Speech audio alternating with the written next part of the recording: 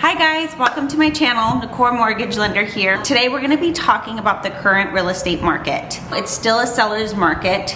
There are too few homes for too many buyers, and what that's doing is bringing up the cost of homes because of so many bidding wars. The average home buyer is not really able to afford the current home price. The pressure is also on from interest rates rising to over 4%, which is the first time that's happened since 2019.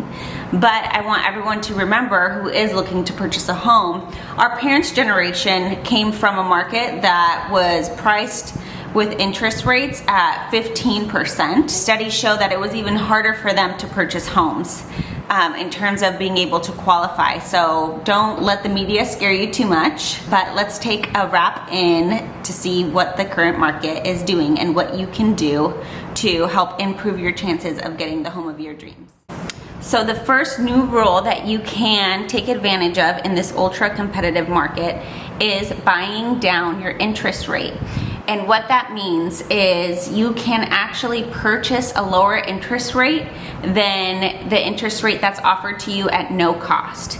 In the past, we didn't really need to do that, and now with interest rates rising, it could be in your best interest to save you money on your mortgage payment and to save you money long term. So let's take a look at how this can work for you. Okay, so let's use an example. Let's say that you are purchasing a $600,000 home and you are taking out a loan for $500,000. Your rate without any cost to that rate is 4%. This is what we call the at par rate. So what you can do is purchase 1 point to lower that rate around 0.25%. So you can take 1% of the loan amount, so 1% of that $500,000 is going to be $5,000 that you would pay to lower your interest rate from 4% to 3.75%. So over the life of the loan, this is going to save you a little more than $71 per month and over $25,000 over the life of the loan.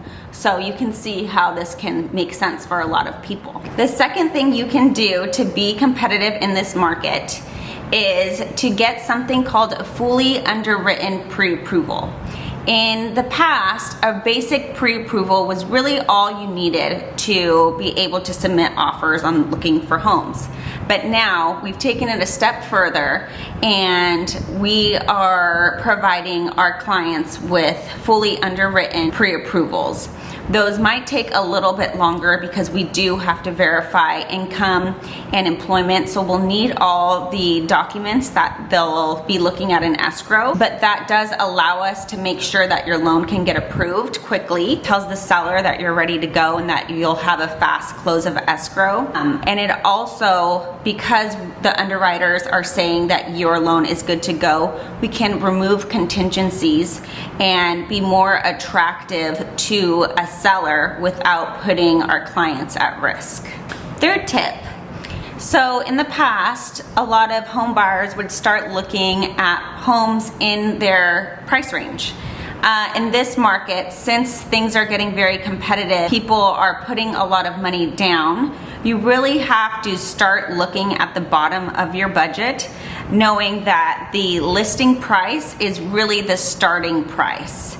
So while you're getting pre-approved, you and your lender should be discussing what you guys want to be starting at, how much wiggle room you have in your budget. This is why it's so important to really give your lender all the documents, income documents, W-2s, taxes, everything that they ask for up front. Because if we're just working with what you say, a lot of times, especially for self-employed borrowers, it will get a little bit complicated. So we'd really rather make sure with factual information so that you can make your strongest offer when you find that house. Another thing about that I do want to touch on is that with interest rates rising right now, you and your lender need to be talking about what will happen to your budget if interest rates do rise. So you need to have a good lender that gives you a good amount of cushion and sets your expectations realistically for lowering the price point maybe that you're looking for if interest rates do keep increasing. Last but not least, we're gonna be talking about financing.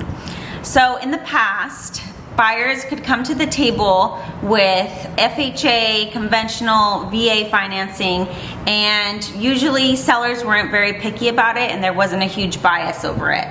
In today's market, sellers are showing their preference and you're more likely to get that home if you come in with conventional financing. This could be for a couple of different reasons. If you're looking at a condo and you have an FHA loan or pre-approval, you can go through a more rigorous process. There'll be more fees to make sure that it's FHA approved.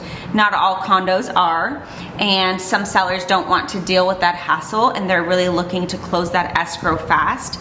Most of the time when you have to figure out if your condo will be accepted through FHA, it does slow the process down and sellers don't really want to deal with that.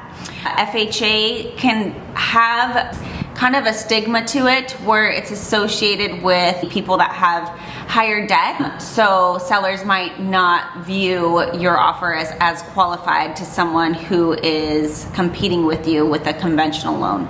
Typically, conventional buyers have higher FICOs, lower debts, so they are becoming more attractive to sellers. So make sure you discuss your rates with your lender between FHA and conventional, and if you can't afford to go to conventional in this market, I do recommend it. I hope you guys found this video useful. Go ahead and like and subscribe, and I'll come back with more tips for you. Okay, thank you.